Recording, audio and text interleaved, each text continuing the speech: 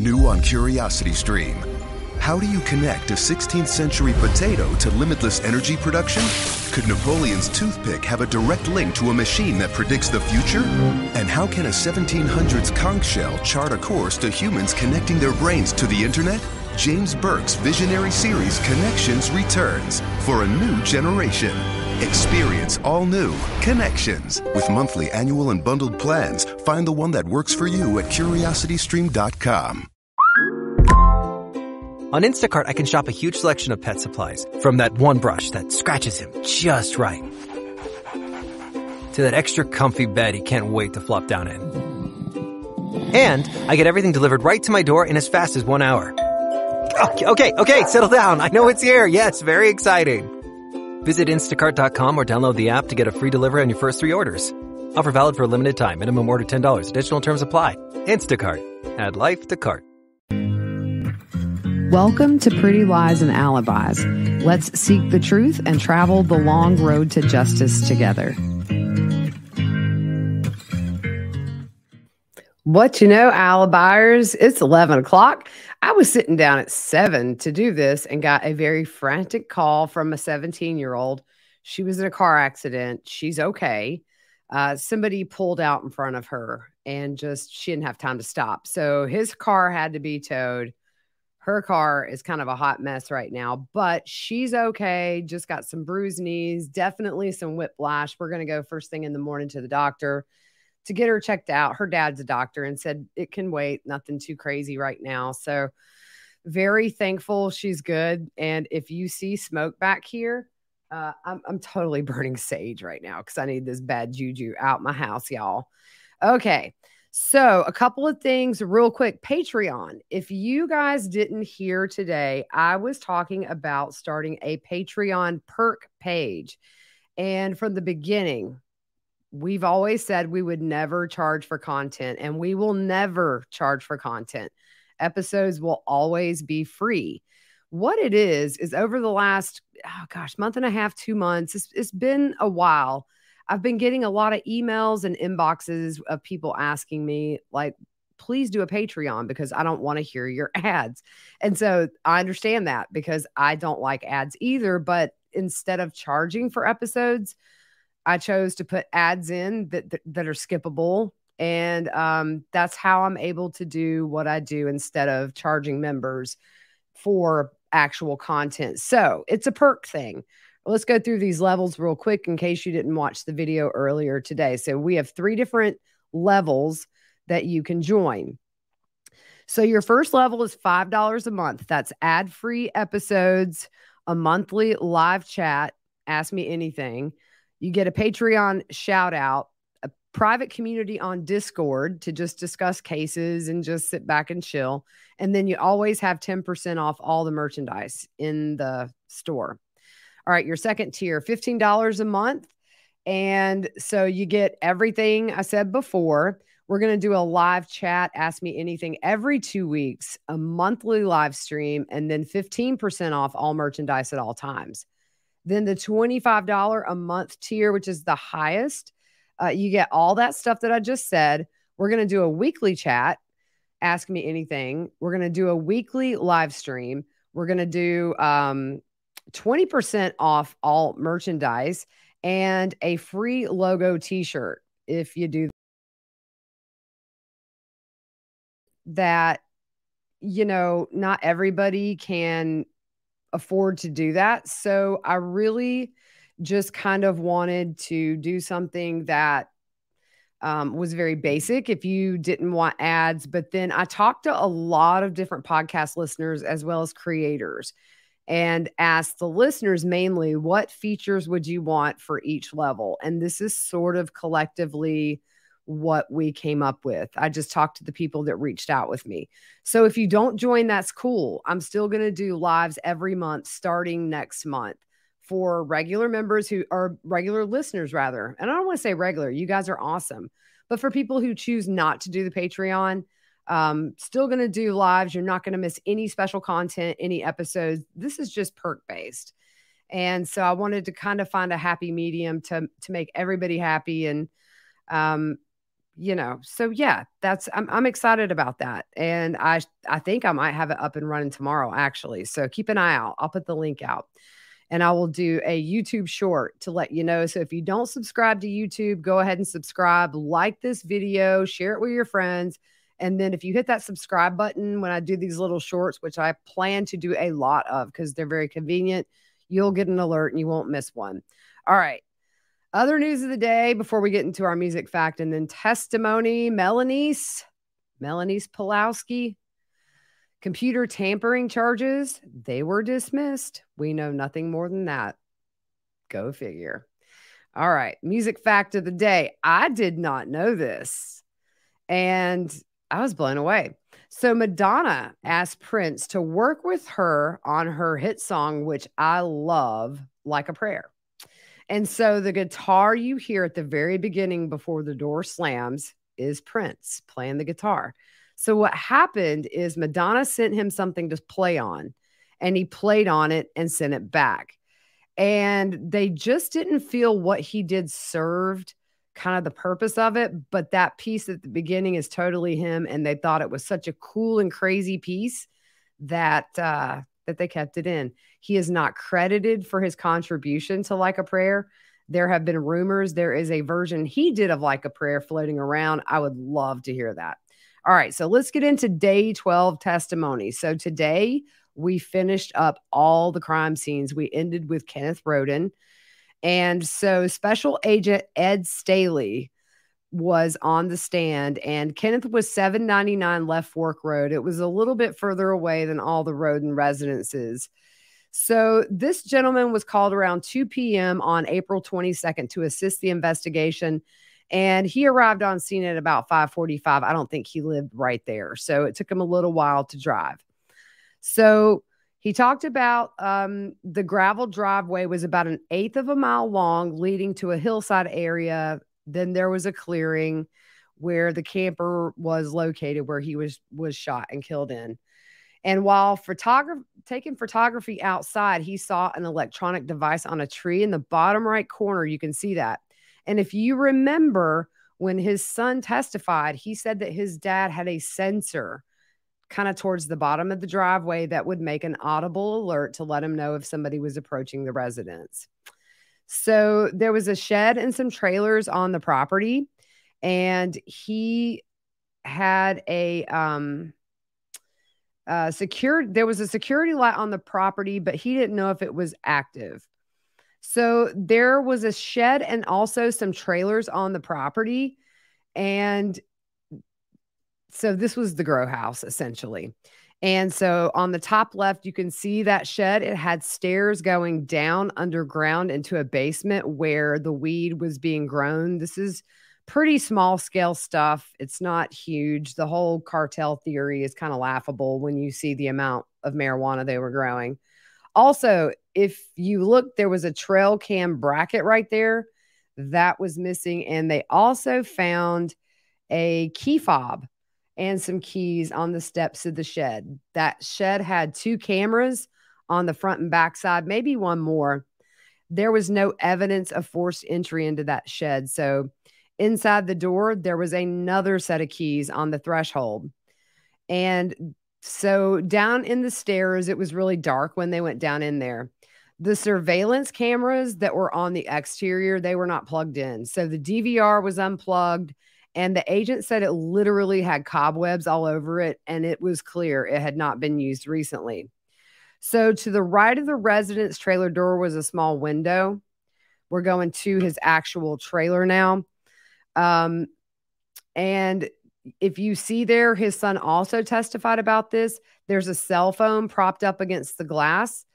And he said that was the only place his dad could get a signal in that trailer. So he kept his phone there. There were no signs of forced entry on the door. And so they start showing the jury photos, which we can't see. They show inside the trailer, obviously, the entryway. Then there's an open top drawer in the dresser that they see. And there is a white object sticking out of that drawer. So that actually was the alarm portion of that sensor at the bottom of the driveway. and the sensor was working when investigators tested it. So on the photo of the bed, there was money, clothing, and keys on the mattress with Kenneth's body. The pocket of the jeans were turned out. If you've ever been in a camper, a sleeper camper, you know there's not much room between the bed and the wall. It's very narrow. And then they show a photo of Kenneth's body in the bed. They found a cartridge case on the right side of that bed. So looking at Kenneth himself, the right eye is completely just gone, and the left eye is partially open. So this agent kind of studied blood flow and spatter patterns as part of his job. And he believes he was found in the position he was killed in, which is likely asleep. There was a red area around his eye, which is stippling, where that end of that muzzle was right next to his eye or close. And he also, they also found a work light that was turned on laying on the floor below the window in the bedroom. And they also used that Faro scanner in his trailer to make that 3D image and to measure points. Both parties stipulate that the lock and the keys for the shed had no DNA on the lock. There was a combination of DNA on the key, with Kenneth's being the main contributor. The key fob and key found near the shed did not have sufficient DNA for testing. And a padlock found near the front door of the trailer had no sufficient DNA. If you remember, he typically left his door unlocked at night. During the day when he would leave for work, he would padlock that door. So the evidence inside the trailer, they found money and keys, blue jeans with pockets turned out, the mixture of DNA with Kenneth being the main contributor. The cell phone that we just showed was not sent for testing. And then they found that cartridge case. It was a .40 caliber bullet. They also did a blind swab of Kenneth's wrist and hands to see if he was grabbed or if there was a struggle. And the agent said there's only one chance to get that swab, so he wanted to do that. They found no signs of a struggle, and only Kenneth's DNA was found on his arms and his hands. There was a reddish brown stain on the wall in the trailer, which was about a foot of the way from the bed. And I'm assuming that's blood. I don't think I heard that. But he did not assist in the removal of Kenneth's body from the scene. This was a really small scene compared to the others, because it was a single gunshot. It was a small trailer. It was one victim. And so on cross, the defense shows an aerial photo of Kenneth's property. And he asks about the smaller camper to the left that I don't know if I got a picture of. I'm scrolling through. Where Kenneth, there was a small camper to the left of where Kenneth lived. And he asked if they went in and photographed it. He said he thinks they went in, but did not take photographs. The defense asked, did it appear if anybody was living in it? And the agent said no. So the defense says, from the roadway, did you do any exterior measurements from the roadway to the trailer? And he said no. He said that actually could be taken from the Faro scanner, but he didn't know the distance offhand of what it was. So from the defense said, from the area behind the 3 cars on the property to the front door to the trailer, did you measure that? No, but the Faro scanner could tell you. So the defense says you didn't do any independent measurements, and he said no. The defense asked, you arrived at 5:45 p.m. Do you know what time it got dark? And he said no. So how long were you there before it got dark? And he said it was a few hours or so. The defense says you've been briefed, so you knew what to expect. And the agent said to a degree, he knew what had happened just in a general sense along the crime scenes. So the defense says you discussed taking the photos. Did you enter any building before taking photos? He said no. The defense says you entered the shed with marijuana growing, and was there an odor of marijuana? And the agent said there's fresh marijuana. There was a very heavy fresh marijuana smell, but not a processed smell. And the defense asked if there's a difference in that smell, and he said yes. So the defense says you found various keys on the bed, on the steps outside the grow house. Did you match the keys to where they went? And he said no. The defense said in the trailer, you made a right to go up the stairs. Was it dark in there? And he said not completely dark, but it was darker. And the defense says, you saw a work light that was on. And he said, yeah. Defense asked, no other lights were on in the trailer. And he says, I don't believe so. Then the defense asked, do you know the width of the stairs going up to where the body was found? And again, he said it was narrow, but the Faro scanner could measure that. So the defense says, let's go back to the grow room. Did anyone go in before you arrived? And he said, I have no knowledge of that. And the defense said, when you documented the exterior, you went around the back. Had you seen evidence a four-wheeler had been on that property? And he said no. The defense says you pointed out the device connected to the motion sensor near the driveway and it was operating. The agent said yes. And then the defense asked, did you make a recording of the sound it makes? And he said no. So the defense says the bed appears not to have had any sheets on it, correct? Just the comforter. And the agent says that's correct. And then the defense says there appears to be a platform the mattress is resting on. Is that correct? And he says yes.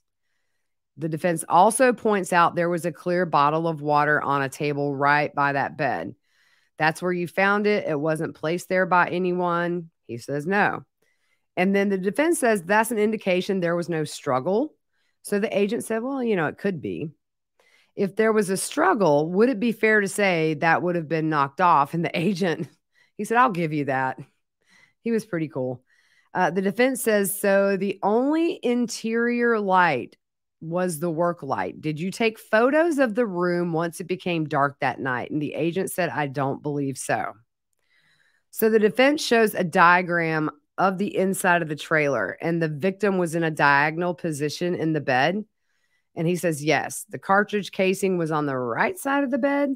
And the agent said, yes. So on redirect, other than his hands and the wall beside his bed, that's the only place you did swabs on. And he said, yes. The prosecutor said, I'm sorry. Yeah, not the defense, the prosecutor. The prosecutor said, you were asked about the shell casing.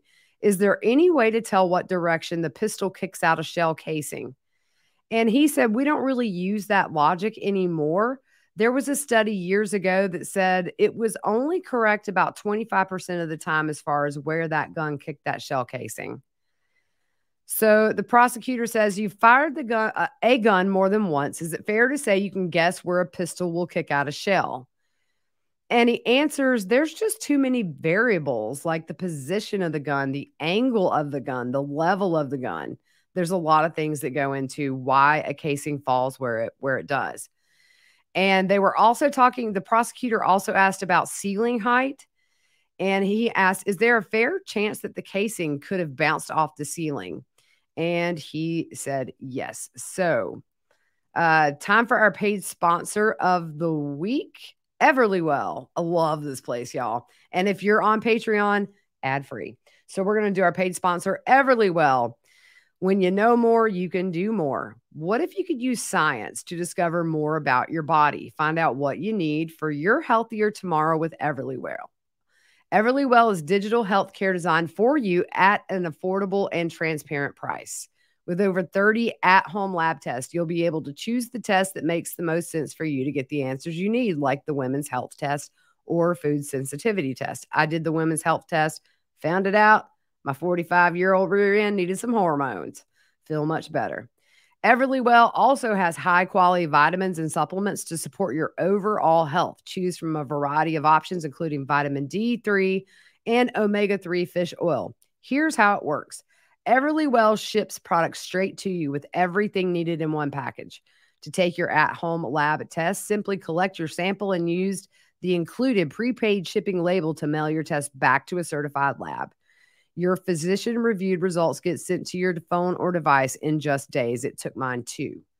And you could share the results with your primary care doctor to help guide those next steps. If you ordered vitamins and supplements, you can start adding them right away to your daily routine. It's simple. Over 1 million people have trusted Everlywell to support their health and wellness goals, and you should too. And for every listener of my show, Everlywell is offering a special discount of 20% off an at-home lab test at everlywell.com/whattheworld. That's everlywell.com/whattheworld for 20% off your next at-home lab test. everlywell.com/whattheworld. All right. So we're going to move into Dr. Karen Looman, and she is the deputy coroner. I love this lady. She knows her stuff, and I really have enjoyed listening to her. She is very layman terms on the stand, which is a rarity sometimes in these cases. So actually, the prosecution sort of backtracks and asks about Hannah Mae first. You remember we talked about that mark on the back of her head where it was laying against a hard surface on the last episode we did about the crime scene where she was? Well, her head was pressed on the headboard of her bed, and it was poles. So it wasn't solid. It was slatted poles, metal poles. And she, Dr. Looman said her head is pressed on the headboard of her bed. She was laying mostly on her side with her head against the headboard. So they show a close-up picture of that to the jury, and it shows her bar. The bar is resting above her ear. So the prosecutor said, "Would that be consistent with the mark you found on the back of her head?" And she says yes.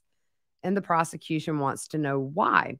So she says her head is leaning. When you're alive, the dent would go away. But because she was dead, it didn't. And it also had a brown color around it, and that indicates she was deceased when that mark happened. It could happen because if you're shot, you could fall back and hit your head on that, or you could just settle and lean your head against the railing. I think that's going to come in because if you remember, Jake said in his confession, she saw him, doesn't know if she recognized him, but then the defense in the last hearing was kind of questioning that of her position. All right, so let's jump into Kenneth's autopsy. His body arrived to them at 6:36 a.m. on Saturday. His autopsy was Sunday around 12:40. That would have been on the 24th. So his condition at the beginning of the autopsy was slightly decomposed, and he had very little rigor mortis left, and he was nude. He had a single gunshot wound to the right eye. He had dry blood coming from his nose to the left side of his face. And they showed the jury a photo of him face down with that blood pooling on his right shoulder and spots on the left of his back and left arm that also showed a little bit of that blood pooling. So after they clean him up during the autopsy, they see stippling on the underside, mostly of his eye, some on the upper eyelid and forehead, and the wound is black around the eyelid. And it's an intermediate distance, which is 3 inches to 3 feet. Remember, she said the muzzle could affect how close it was. It could have been just touching the skin. We don't know. The angle of the entry was front to back and slightly right to left. It ended up in the middle of the back of his head, stuck. It broke the bone in the back of his head, but it did not exit. The damage from his right eye broke the eye plate and bone underneath, which is where the middle ear is, and fractured a lot of the right side of his skull, and the brain was perforated by the bullet, which caused lacerations of the brain tissues and bleeding. So in this bottom right picture, if you see the darker ink and the arrow pointing to the bullet, all that darker ink is just where his skull was fractured in a bad way. And so this would have been an immediately fatal wound for Kenneth.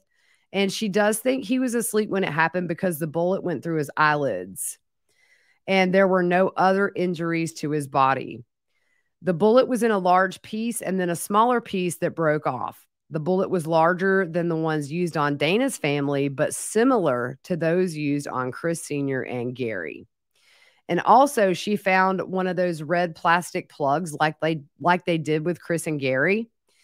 So toxicology report showed caffeine, presumptive positive for amphetamines, but it was a false positive due to the decomposition of his blood. And that happened to a couple of the other victims as well. So x-rays, they show those to the jury. We can't even see x-rays, y'all. Lame.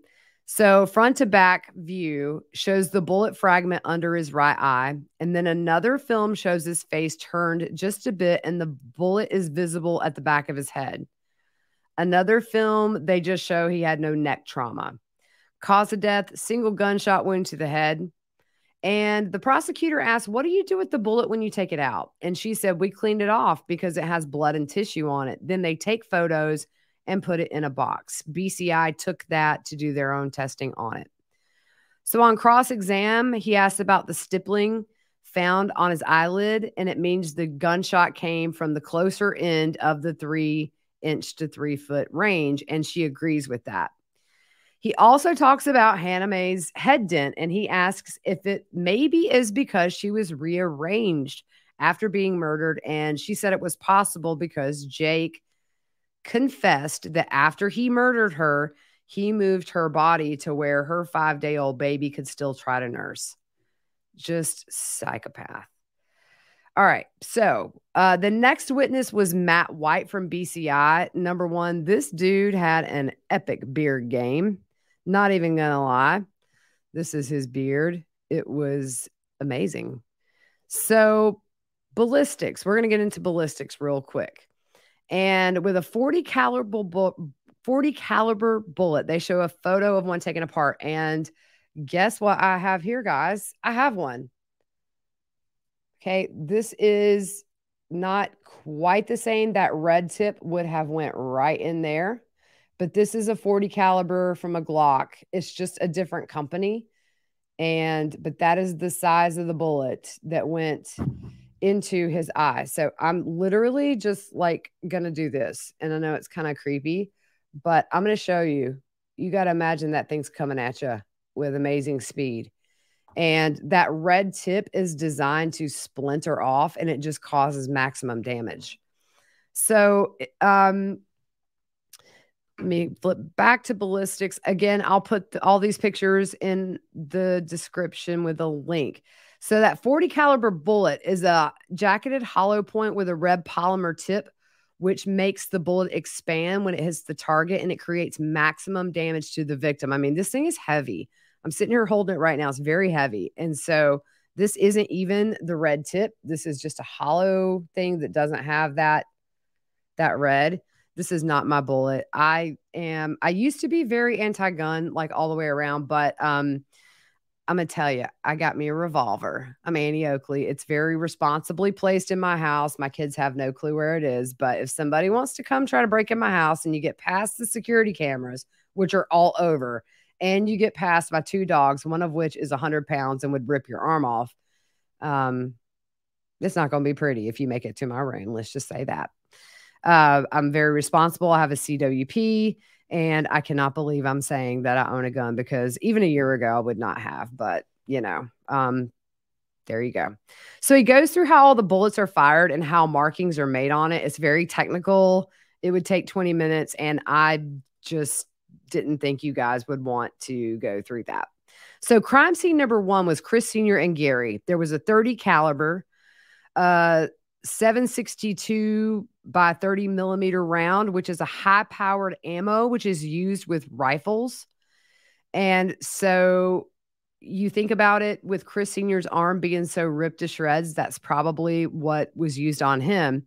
The jacket was different than a bullet of a similar brand and size. And the bullet had a bow tail design on the end to help with aerodynamics. This is for that 30 caliber 762 by 30 millimeter. Bullets lose weight when they're fired, but these 30 caliber bullets weighed more even after being damaged than an unfired typical bullet. So the agent found a tool ammo, I believe that's how you say that, brand that fit the heavier bullets. So he kind of figured out that it was just a different brand that was heavier. And the bullets the coroner recovered during autopsy from Chris Sr. and Gary were those 40 caliber pistol rounds, and they were consistent with a Hornady brand that has a red plastic plug in the tip of the bullet. So essentially, Chris Sr., Gary, and Kenneth were killed with this kind of bullet. And then Chris Sr.'s arm was the other ammo. So on the diagram here, you can see just the inner workings of these bullets. Frankie and Hannah Hazel, Dana, Hannah Mae, and little Chris were all killed with .22 caliber bullets. And he talks technical again about the markings, about the spin, and how many little spots were on there they could count. So Kenneth was killed with that .40 caliber Hornady brand round. Again, it's big. It's heavy, y'all. It's on a loan from my brother. But yeah, so that's it right there. We're responsible gun owners. We don't shoot around neighborhoods. We go to a firing range and that's it. And it's just for protection. So that was kind of it for today. It wasn't because Kenneth's crime scene was the smallest of all.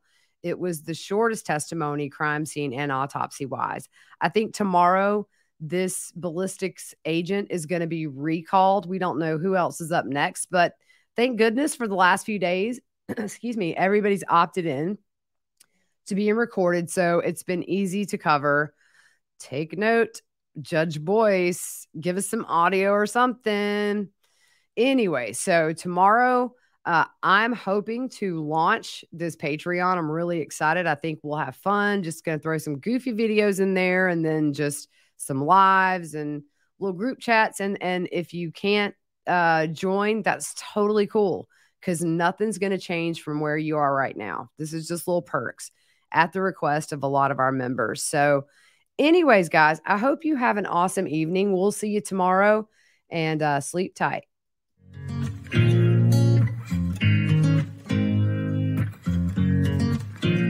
With no fees or minimums and no overdraft fees, banking with Capital One is the easiest decision in the history of decisions. Even easier than choosing to keep the Grinch away from the toy drive. Who's going to deliver the toys to the kids?